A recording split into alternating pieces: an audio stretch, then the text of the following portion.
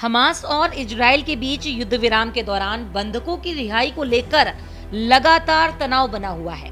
Israel के ultimatum के बावजूद हमास ने केवल 3 इजरायली बंधकों को रिहा किया है, जबकि इजराइल के ने इसके बदले 369 फलस्तीनी कैदियों को छोड़ने की प्रक्रिया शुरू की है। इस घटनाक्रम से युद्ध विराम के भविष्य पर गंभीर सवाल खड़े हो गए हैं।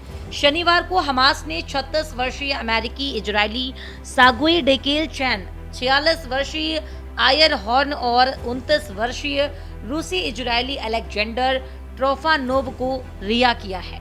इन तीनों को 7 अक्टूबर 2023 को हुए हमास हमले के दौरान अगवा कर लिया गया था। हमास ने इन्हें दक्षिणी गाजा में लोगों के सामने परेड कराने के बाद रेड क्रॉस को सौंप दिया। इसके बदले में इजराइल ने 369 फिलिस्तीनी कैदियों को रिहा करने की प्रक्रिया शुरू की है। इनमें 36 आजीवन कारावास की सजा काट रहे हैं कैदी शामिल हैं। इस सूची में अहमद बरगौती का नाम भी है, जो फिलिस्तीनी नेता मारवान बरगौती के करीबी माने जाते हैं। गौरतलब है कि 19 जनवरी से लागू हुए युद्ध विराम को कई चुनौतियों का सामना करना पड़ा है। हमास ने इजराइल पर गाजा में मानवीय सहायता न पहुंचाने का आरोप लगाया है, जबकि इजराइल ने चेतावनी दी है कि अगर बंधकों की रिहाई नहीं हुई तो सैन्य अभियान फिर शुरू किया जाएगा। अब भी 73 इजरायली बंधक गाजा में कैद हैं, जिनमें से करीब आधे की मौत हो चुकी है। रिहा किए गए कई बंधकों ने दुर्व्यवहार और कठिन परिस्थितियों में रहने की बात कही है। इस बीच अमेरिकी राष्ट्रपति डोनाल्ड ट्रंप की गाजा से 2 मिलियन फिलिस्तीनियों को अन्य देशों में स्थानांतरित करने की योजना को लेकर विवाद खड़ा हो गया है।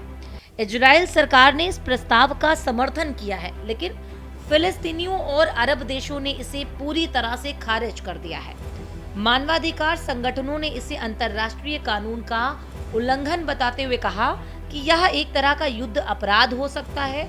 गाजा के स्वास्थ्य मंत्रालय के अनुसार अब तक 48,000 से अधिक फिलिस्तीनी मारे जा चुके हैं, जिनमें बड़ी संख्या में महिलाएं और बच्चे शामिल हैं। इजराइल का दावा है कि उसने 17,000 आतंकवादियों को मार गिराया है, लेकिन इसका कोई ठोस सबूत पेश नहीं किया गया है।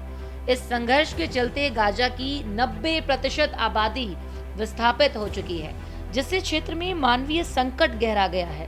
तो क्या हमास और इजराइल के बीच चल रहा ये युद्ध विराम ज्यादा दिन तक टिक पाएगा, और क्या बचे हुए इजरायली बंधकों की सुरक्षित वापसी हो पाएगी?